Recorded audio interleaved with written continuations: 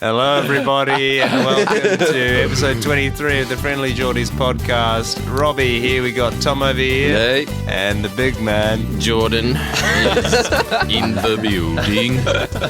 What a surprise. So we're here at 6 a.m. at FBI Studios. We're doing the morning edition. Thanks FBI. Are your eyes blurry, everybody? Was that really hard to wake up in the morning? Surprisingly, no. Yeah, it was way really better. easy, wasn't it? Jumped God. out, straight out. Turns out the natural version of coffee is 4:30 in the morning, isn't it? Yeah. The reason we're doing it this good. early is because there is no other time that we could fit into FBI's busy schedule. So we've had to go from 6 a.m. to 9 a.m. because the whole day is booked out. So we're doing breakfast shift here, and in classic Friendlyjordies podcast style, it is Good Morning Islamic State Edition.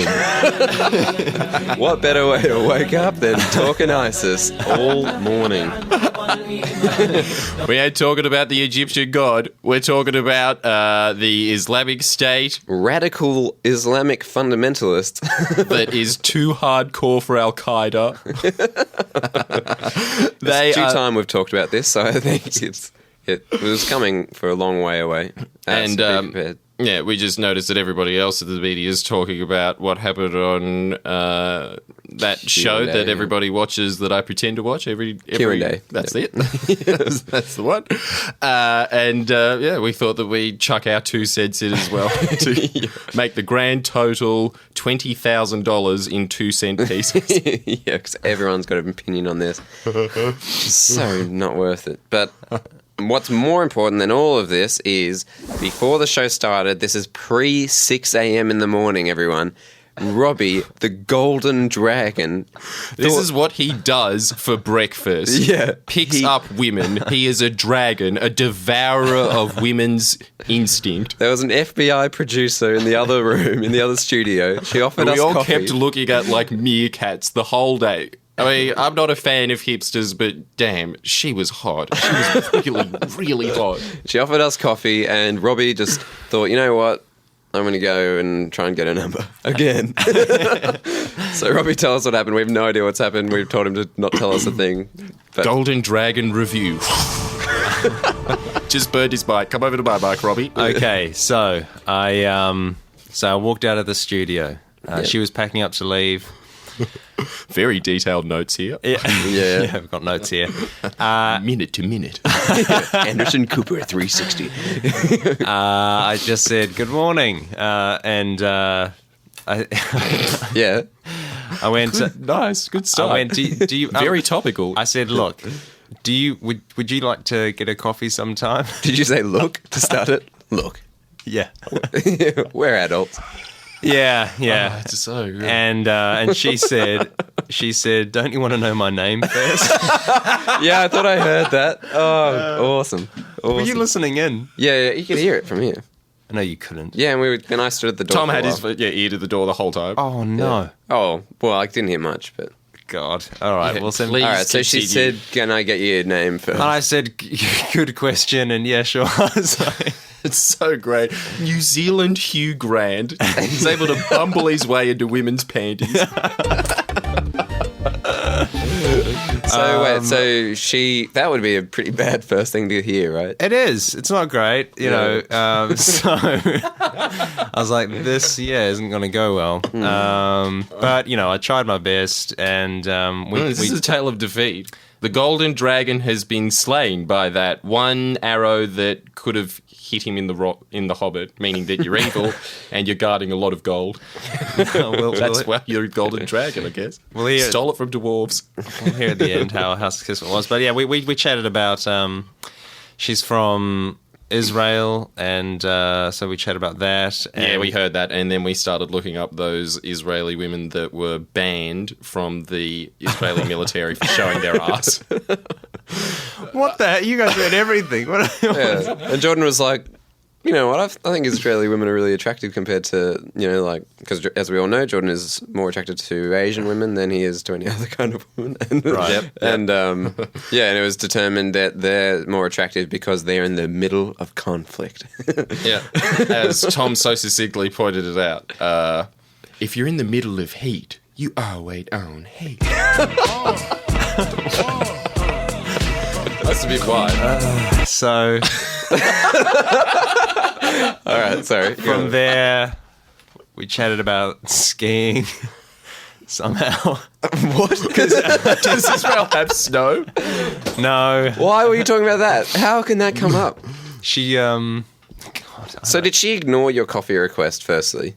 And she's like, "What do you like No, skiing?" well, like as we continued to talk, she was like, "Is this sort of what we should be talking about at coffee?" I was like, "Yeah, probably." and yeah, so because she noticed I was from New Zealand, and so somehow that got brought up. I think I brought up there's an indoor snow Centre. slope in Auckland. Right. Said it was really expensive. He was out there for so long talking It to this girl. seems so smooth, but obviously your brain was rambling, just searching for any thought it could possibly have. She goes, the whole time. Are you always this lively at 6 a.m.? And I was like, no, not really. He had to consult his notes. What What did I say to It that? happened 20 minutes ago. And I said, no, not really. This is great. He is like a vice president that wants to become CEO at the moment. Hasn't done public speaking since high school. And it's very obvious. All right. Anyway, so it sort of was wrapping up. You know, we'd gone through a couple of other topics, and she goes, "Oh yeah, I went, oh okay, so I suppose I should, could I grab your number? I suppose we should go for coffee." And she's like, Seal the deal. she's like, yeah, sure. So I gave her the phone. She Nice, typed it in, so I got that, which was nice. And then she goes, as she's typing it in, "Are you always this awkward?" Which is not a great question. You don't think it But is? she gave you a number. I think that says a lot. That, it doesn't matter at all. Girls just, just Yeah. approach them, man. So yeah, And also- not great, but I have a theory that women like awkward situations. How smiley are they? They're always the ones that bring it up, aren't they? They make the situation far more awkward by when there's just a slight pause and everyone's desperately darting their eyes around for anything to talk about. Well, this is awkward. yeah. That's such a... Yeah, she created that, I reckon. Like, what? By the first line, her saying, like, "Don't you want to know my name first?" Like, as though she's ruining the... I suppose it's What quite, it it's quite surprising though. I don't know how often that would happen. Yeah, but that's a pretty prepared line, I reckon. Like, if I got approached, I wouldn't be, like, fully aware of what's happening and then being able to just be like, "Well, don't you want to know my name?" Like, that's such It was a pretty quick, yeah. Yeah. But true anyway. wit. From my True grit. from my hundreds of hours of studying pickup and very little time on the field, I think that what you encountered, Robbie, is what's called in the biz, and I feel like I'm part of it because I very pervertedly, voyeuristically looked it up for years on the net, is that you just experienced what they call, very colloquially, a shit test. You know about this, right? You've done a bit of the old dark searches on the net. Elaborate. I haven't. Can you tell me about that? It's when a woman, in conversation, tests how much of an alpha man you are by trying to put you down and put you, say, for instance, in an awkward situation or just be really rude See how to you or respond mean. to it. Yeah. And it looks like Robbie did not pass with flying colours, but good enough. Yeah. So what are you going? What's the next step? D+. He's passed it on to 4th grade, but, what a scrape. Yeah, but you got a second attempt at this because you're getting coffee, right? Yeah. Did you say a date or? No, she just goes, "Let's get coffee." I was like, "Cool, all right, I will." Yeah. So Tom assumed from mumbling, because this is a audio-proof studio, that she had a boyfriend. Didn't come up? It did come up. And? She does, yes. That is correct, but I pursued anyway. No, it doesn't. No, she. I think she recently separated. Amazing! You're the rebound, Robbie. That is great. That's, it's going to be one night of just really good, not good, but it's going to be very uncomfortable for you. She's probably going to be enjoying a lot because it'll be revenge sex, followed by just total lack of interest after that, and you'll feel really depressed and cut about it.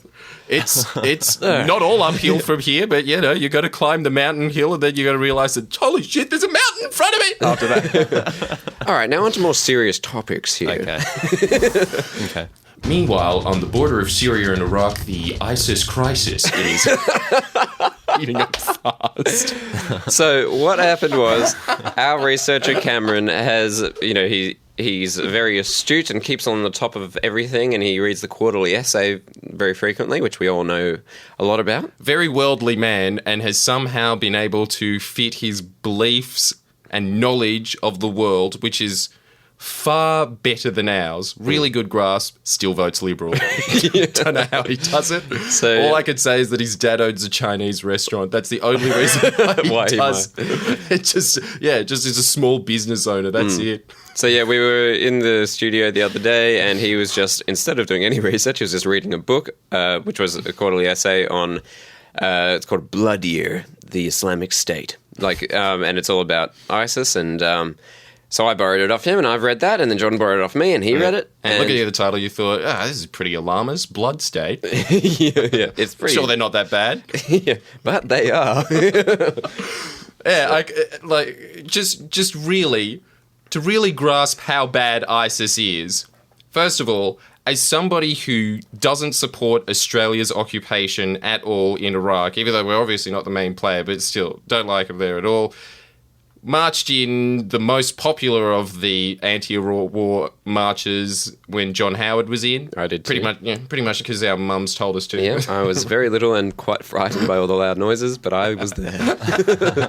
All 200,000 of us. Yeah. So, very long history of not liking America's foreign policy. Having said that, though, we all agree we are so glad ISIS is being droned constantly from the shit out of those crazy motherfuckers. I think it would be a ridiculous thing to find a liberal. If one of you out there listening is liberal enough that you think that we should be defending ISIS, man, wake up, mate. You are long gone. Now, please write in the comments what your views. I would really love to see someone defend ISIS. And I would not like to see somebody who's Middle Eastern defend ISIS, because they're probably going to get deported. But if you're white, this is one of those very rare instances where I think that you've got white privilege and people will be fine with you defending them. Yeah. So to give you an idea of just how bad ISIS are, is this book basically gives just this long brief, a brief history of time, but a brief history of ISIS, and it just explains the initial war in Iraq, and then how ISIS has formed and how bad the situation is now. It's now worse than it ever has been in Iraq, in the past 15 years, because these people are they're just barbarians. A great comparison was, everyone knows that America is absolutely loathed by the Iraqi people. ISIS, or the foundation of it, which was Al-Qaeda Iraq chapter, they started a very unpopular policy, which they thought was actually going to curry favour with them, of torturing Shiite Muslim children to death in the most horrendous ways. And look, it's the morning, so I don't really want to talk about it. They get electric drills. Yeah. American Sniper. Yeah. The American Sniper story. You think that's just very alarmist American propaganda. No, it's not. It's true. That was the method of choice of Al-Qaeda Iraq was electric drills for children. So to give you an idea of how successful the Americans were at winning the hearts and minds of Iraqi people, they're slightly more popular than people that massacre children. But yeah, so it's just all right, so what happened was, you've got Saddam Hussein's Iraq. He gets toppled over. Al-Qaeda they're called revolution entrepreneurs, where they conflict entrepreneurs, where there's a kind of a civil unrest, and these groups like Al-Qaeda will kind of enter a state and kind of masquerade as being revolutionaries, but really they're fundamentally Islamic, fundamentalist Islamic people that are just willing to, they're wanting to cause more damage than good. Really, they're not really looking for a civil kind of unarmed struggle. It's all about just exploiting people, vulnerable areas, and Yeah, so what happened was they entered, and the guy that was running Al Qaeda Iraq, right? He was just so violent that like it's believed that Al Qaeda, the greater Al Qaeda that weren't in Iraq, they were kind of like the total structure of Al Qaeda, were sending letters to the guy that was kind of in charge of Al Qaeda saying, you know, like, are you sure this is a good idea? Like, you know, we're fighting this war against the Americans. Like, why are we like killing so many like Shias? Like, why? It's such a dumber off branch of Al Qaeda, isn't it? Because say what you will about Al Qaeda, visionaries. They're the apple of the Muslim world, aren't they? They've really honed in on a grand vision. You know, obviously in a cave, seeing as he did have internet access, so many computers in his office, Osama bin Laden, he was obviously watching Steve Jobs' YouTube talks about think big.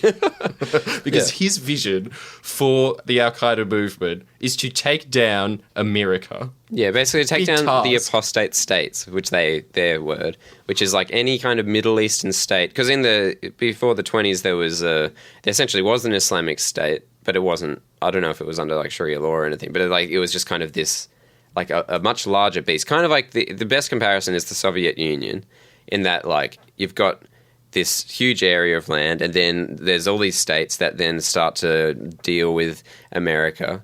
And Al Qaeda, who are very extreme and like fringe, believe that, you know, they're committing apostasy. The FBI of terrorism. Yeah, and they're the Triple J of terrorism.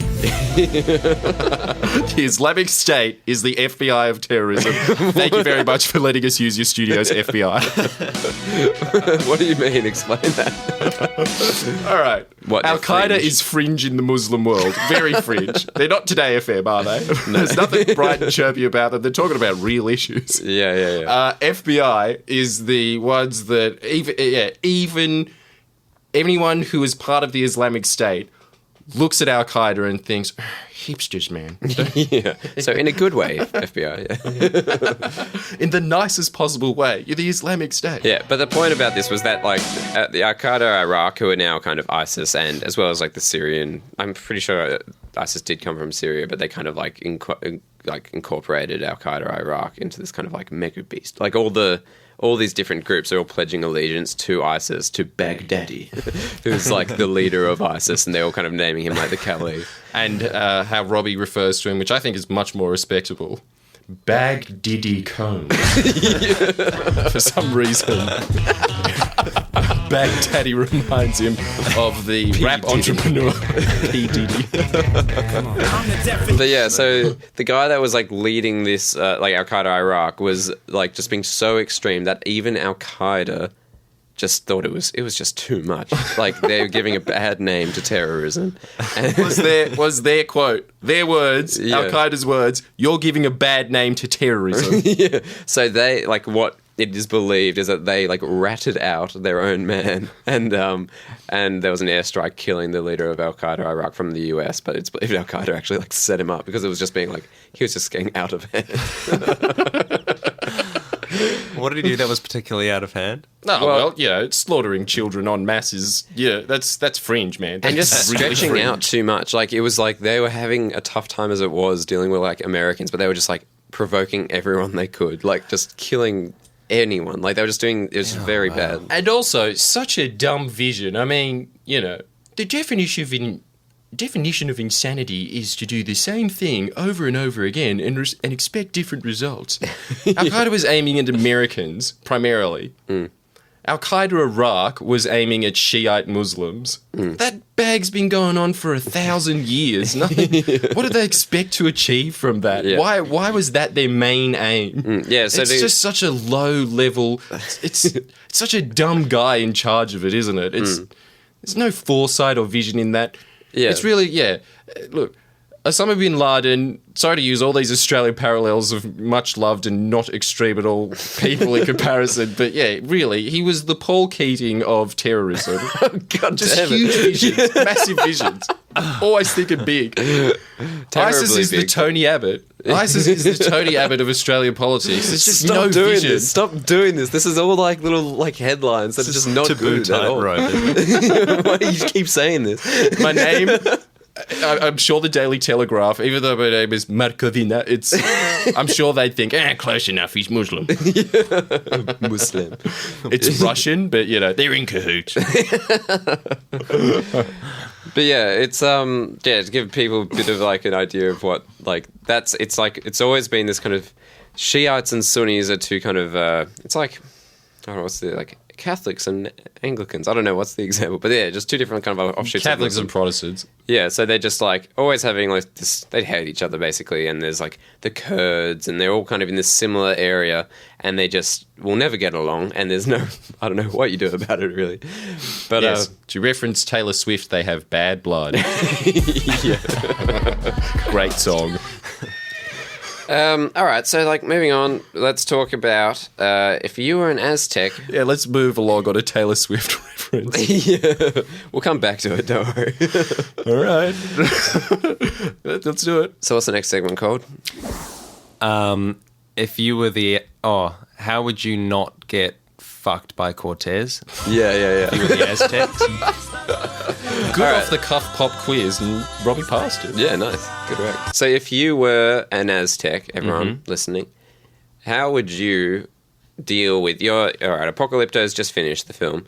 You're looking off into the horizon and you see a big Spanish boat. You've never seen a boat in your life, and there's a little kind of smaller boat sailing towards the shore with a man holding a large crucifix, and Cortez is landing on the shores, and you've realized that the Spanish are going to take over Aztec land. Very hypothetical situation, because there is a lot of contention as to whether Native South American people could see the boats to begin with, because it was so out of the realm of their possibility that you could make such a contraption. I just do not believe that. Yeah, for 1 second. I've heard that before. But as if you just cannot fathom something, you can't see it. Yeah, like, I don't know about that. Like, I haven't fathomed a lot of things that I've been like, I didn't know that existed. I never would have thought of that. But like, I understand that it's a much more extreme, like their version. But they had big like pyramids and stuff. What's so hard to believe about a boat? Yeah, they got pyramids. Floating pyramid. Yeah. Maybe that's how they saw it then. But I don't think, as if your eyes like physically cannot see the thing. All right, let's say in this hypothetical, you can see it. You can see the boat. You can see the boat, and also hypothetically, you know what that cross symbolizes somehow. Yeah. That's like, and on top of that, you know not only what Hernan Cortez is going to do to the entire Native American population, but you also know his name. Yeah. Cortez, no. Please, sir. Oh, no. Yeah. See, puppy. No, puppy. Yeah. Yeah, imagine that's the theory as to why the Aztecs lost, was this: they couldn't fathom the Spanish, so they couldn't see them, and they were taken over by these invisible men.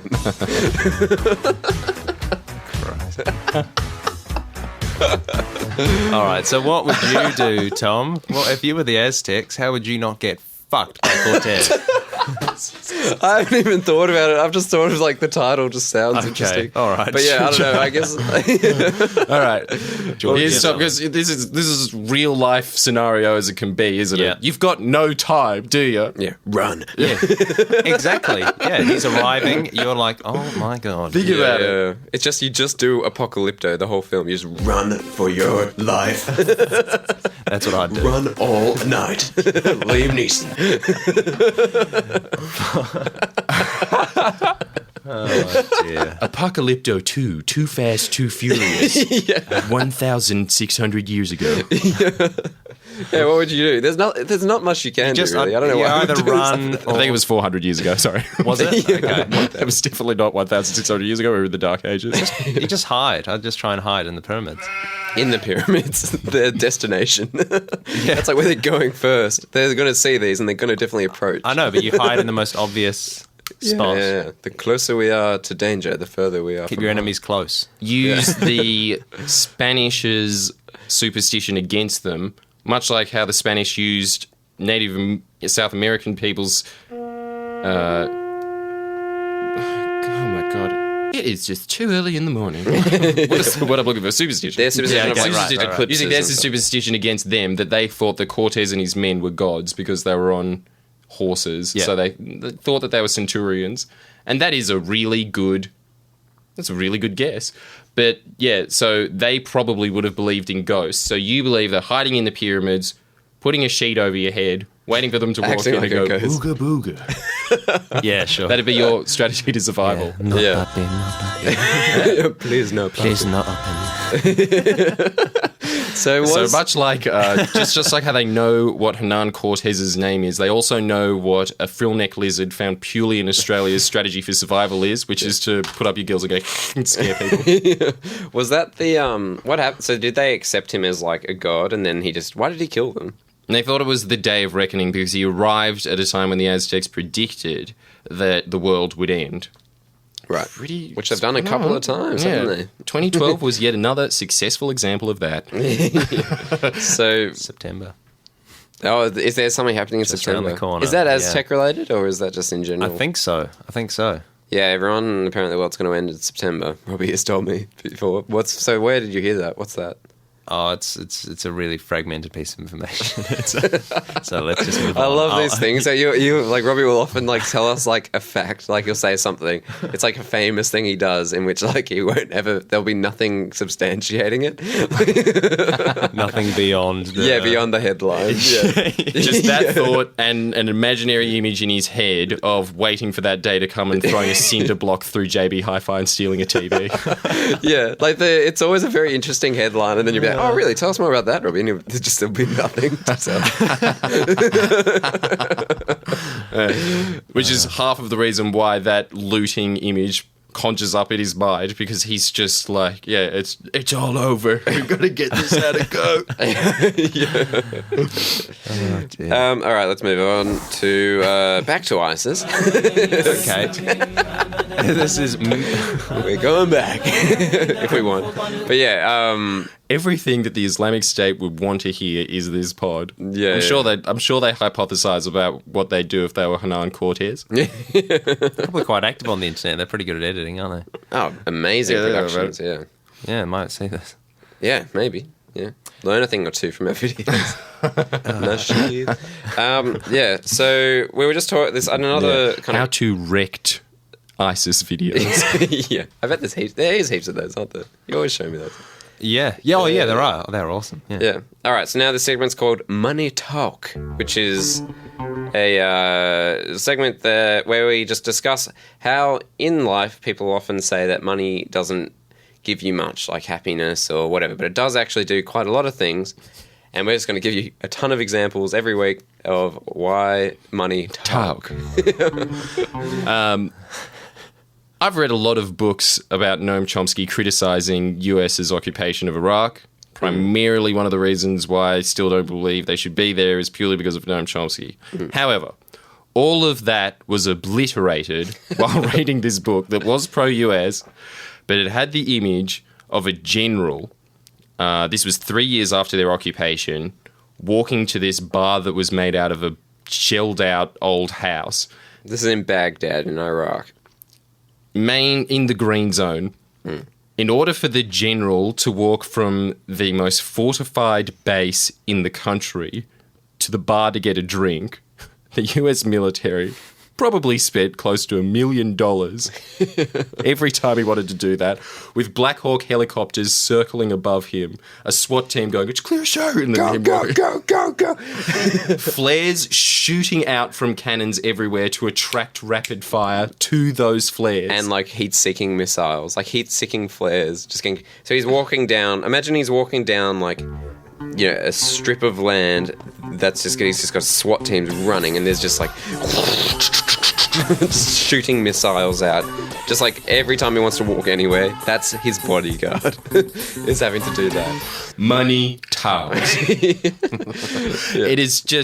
It is much like watching Star Wars as a kid, that Yeah, okay, you understand that the rebels are the good guys, but they're just too poor to support, aren't they? Darth Vader looks far cooler. Yeah. Everybody's in a nice, clean uniform, and they have a Death Star on their side. Yeah. I want to be a stormtrooper. Because, like, the author of the book telling that story was saying, like, that is the moment I realized we were losing the war. But, like, what a way to be losing. They're still winning. Yeah. They're still winning in pimp. Yeah.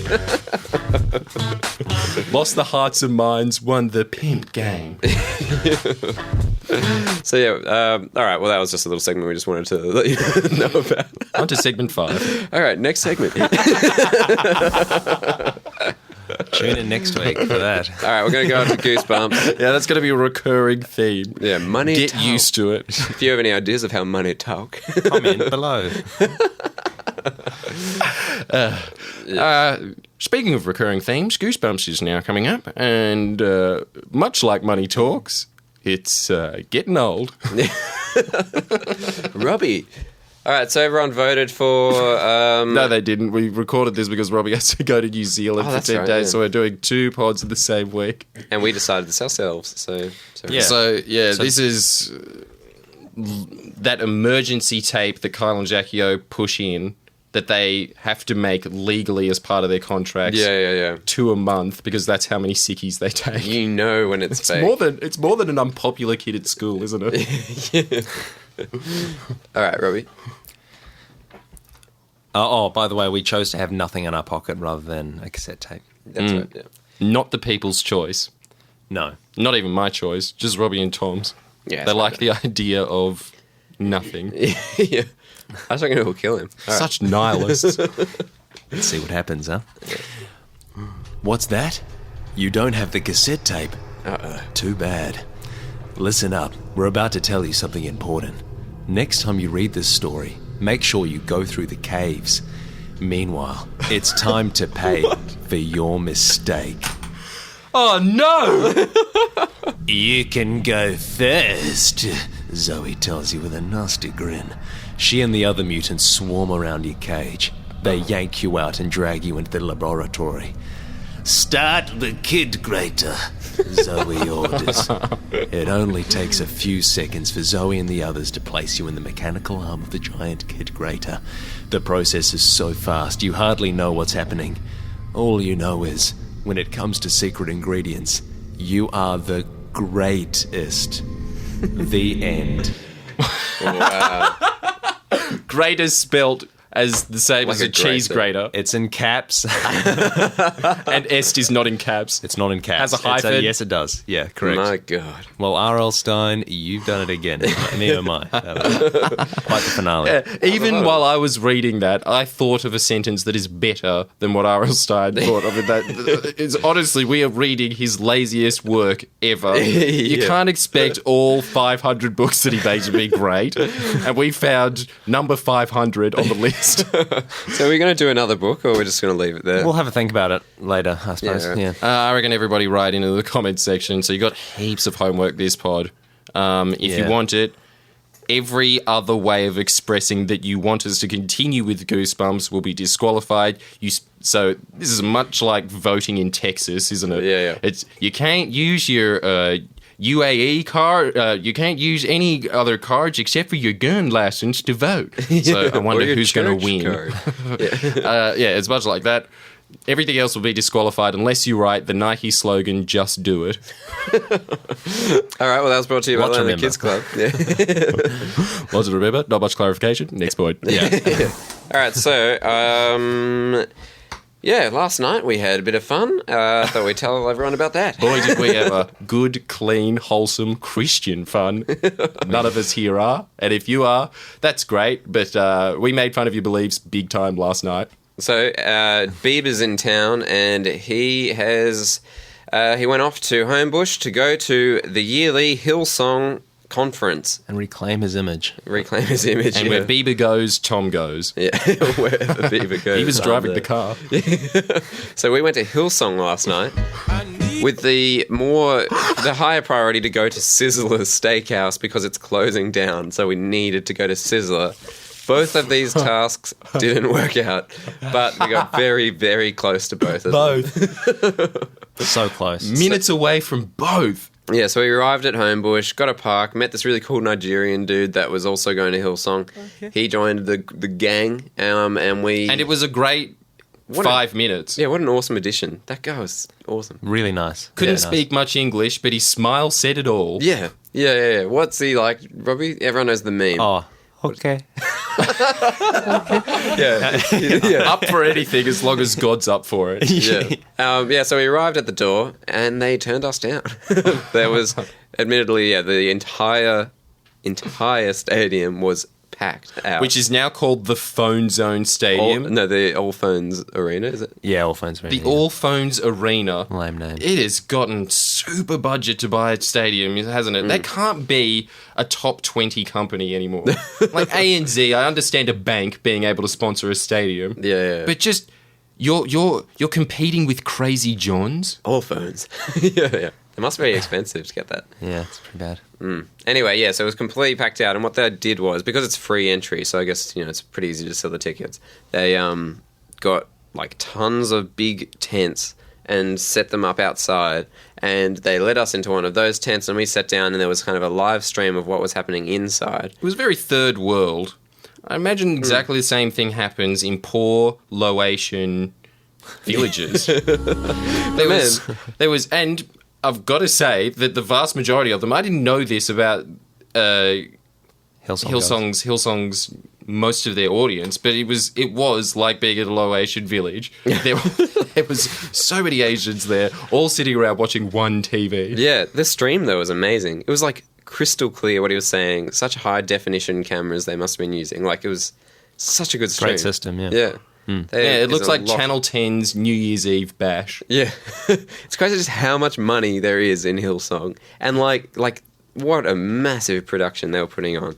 And on everyone's seat there was a little credit card donations. Do you reckon that's just too technologically advanced for a collection plate? It is. Like giving you credit card details. A bit rough. Yeah. It was very weird. And the dude, we got in just in time to sit down and be stuck there for an hour listening to the head sermon, the main sermon Headliner. of the night, who was a man named Joseph Prince, I think, and he was this kind of Malaysian god. Yeah, it was amazing. His smile just took down the house. It was amazing. He is a very powerful person. Yeah, what a speaker. Perfect description what Robbie gave of him. He looks exactly like a 3D Disney character. He doesn't look like a human being. He's that perfect. He was amazing. He's talking about whatever he's talking about, who cares? But it was just a lot of grace. To any of Grace those friends in high school that tell you, just come to one sesh, I guarantee you'll be spinning on God after that. Yeah. 10 minutes into it, Tom leans over to me and says, "Can we go to Sizzler's now?" And then Robbie leans over to Jordan and goes, "You reckon he's ever put a dress on?" The perfect Malaysian man. All he talks about is the evils of pornography. Yeah, I doubt it. I was thinking that though as well. When you said that, I was like, man, I really reckon he's gay. You've just never seen a clean heterosexual like that. Yeah. They don't exist. Yeah. How do women have sex with us? We're so uncouth. Yeah, and that was the weirdest part in his speech. Out of nowhere, he just finished doing this kind of model catwalk thing and everyone was loving biggest applause out and the whole stadium was cheering, and he just comes back to the Tom leans podium. over to Robbie at that point and says, definitely he's worn a dress. Super feminine. And he goes to the podium and it was he was trying to quickly defend himself or justify what he just did by just saying I love my wife. She's watching right now. Love you, honey. And everyone goes "Woo!"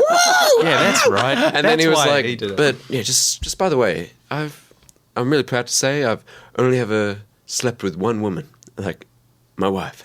Yeah. It was just really weird. It had nothing to do with what he was talking And the about. reason he walked out onto the catwalk, remember, is because he had done a couple of really rousing sentences and nobody had clapped, and then he goes, "All right, I'll give you a reason to clap." Yeah, that was right. That's and then he goes out, does a couple of poses, comes back, and he's Yes. And also his jokes were, he talked about push-ups. It must have been something that was done earlier on in the evening, but that was a joke, and everyone lost it at that. He was and Jesus did this and a couple of push-ups. Oh shit! Oh, you're joking! Oh. No way! I love how much Christians adore safety, don't they? Yeah. Anything that is safe, the safest jokes in the world get the loudest applauses. Oh, man. This guy did a great seminar and push-ups. Bought the house down. I'll give you a reason to clap. But yeah, we're going back tonight. We're going again. With the girlfriends and the girl. Yeah, we're bringing the women along. Yeah. In fact, I wrote that in my text to my girlfriend. Just try it. Just try it once. You'll love it. Come on. We should go Sizzlers tonight as well. Anyway, all right. So now we're going to be talking about a little slice of heaven. Slice of life. It's not a slice of heaven. Yeah, slice of life. We've been We've saying done that. nothing but that phrase for 2 weeks. How did you Slice screw that of up? life. I need more slices of life. The pod's good, but... Yeah. Jordan keeps saying that. We need a slice of life. What does that mean, Jordan? What are you talking about? And he comes up with it. Yesterday he goes, I think I know what I mean by that. Yeah, but like, oh, thank God. A fortnight in of this suit meaningless phrase that I just assume that when I'm talking to both of them, we're in what should be happening is we're in a circular table and I've got enough clout to just say meaningless buzzwords like that and for everyone to nervously shake their heads and go back to doing exactly what they're doing. It was a pointless meeting. Instead, I'm in a car that smells like McDonald's and vomit. God, thanks, man. The brake fluid is so depreciated in it that every time he presses the brake button out, it makes this horrible grinding metal on metal sound. And the first time I said slice of life, it goes... I was doing that on purpose. What does that even mean? Yeah, so he keeps saying slice of life, and we're just like, okay, yeah, like, can you just clarify what that means? And he just won't do it. So now he has, and this is what he means by slice of life. Jordan, explain your slice of life. I've honestly forgotten. Can anybody Chicken else do shop. it? Somebody read the memos. Chicken shop. Okay, right, yeah. This is my yeah. chicken shop. Okay, all right. So my mum was talking about how she went to EMU Plains the other day. For anybody who doesn't know that, who's not from Sydney, it's the last bastion of white trailer trash in Sydney. It's They've the all been last pushed stop out. on the train line. That's how you remember it. Says it all. After that, you need a Jeep to get to where you need to go from that point. It starts, the highway ends. Meeting a friend there, she goes to the main mall where the food court is, and she instantly realizes there is no ethnic food here at all. This is the worst. I don't want any of this. It's the same thing over and over again. It's just different assortments of chicken and pastries. That's trailer trash food, isn't it? You know that you're in a trailer trash suburb when the food court predominantly consists of a Michelle's patisserie. So because it has a French guy on a hat there, they think, fancy, I'm getting that for my birthday. That's a special treat. A $20 cake. Cheesecakes, Robbie. Oh, right. Yeah, they're great. Yeah, Robbie buys like $2 cheesecakes from Woolworths. $3. You get a full cheesecake for $3. They're great. They're fantastic. I think... Yeah. Always espousing the value of that, which is a great, but it only deserves that is good value. Okay, so then I said, was there a chicken shop there where it sells half assorted chicken pieces and half barbecued chickens, chicken chippies, and also chips? It's the only thing on the menu that is not chicken. They've looked at KFC and thought, that's a really good idea. Then they looked at a halal shop that was in Bankstown and thought, raw meat as well? Yeah, we could be killing two combo. birds with one stone, literally. So here's my question to you guys as part of the so many recurring segments now. Slice of life. Slice of life. Who buys chicken chippies at those places? Not me. But I think that Tom is the most likely to do it. Yeah, like I wouldn't be against it. I just like never... I don't think I've ever seen a shop where it's selling raw meat with... I haven't either. Cooked meat. I haven't either. It's such a gross thought, isn't it? Yeah. But Is I that can where they have imagine- those chips that are kind of like the twisty chips? You know, it's like got a ripple kind of chip. Do you know that? Oh, what, like those, the crinkle cut kind of you get They're hot chips. from Woolworths. They're hot chips, sorry. Yeah. But there's got like, they're kind of like rippled, like wavy chips. Yes, I love those chips. Do you like those? Yeah. Oh, okay. Screw you, man.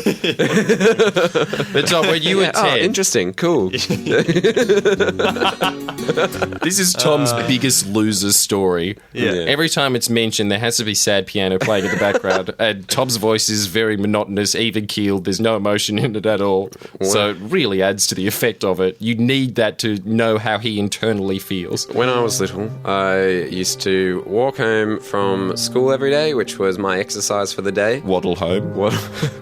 You fat piece of shit. Yeah, I was quite overweight. I was overweight. All right. Yeah, and I'd purchase a. It's such a gross thought, isn't it? 10-year-old with tits. It would just get larger. It just gets out of hand, and you just forget. Like for breakfast, I was telling them the other day, I used to get like a bacon and egg roll made for me, right? Greasy. A greasy bacon and egg roll, awesome, perfect. It tastes so good. But then I got to the Would point. send it back if there wasn't barbecue sauce on it. Yeah, like this is like melted cheese on the muffin, right? Yeah, nice. And I would get Good boy. 2 of them. So like first started off with one. This is awesome. I'm still hungry. Can I get another one?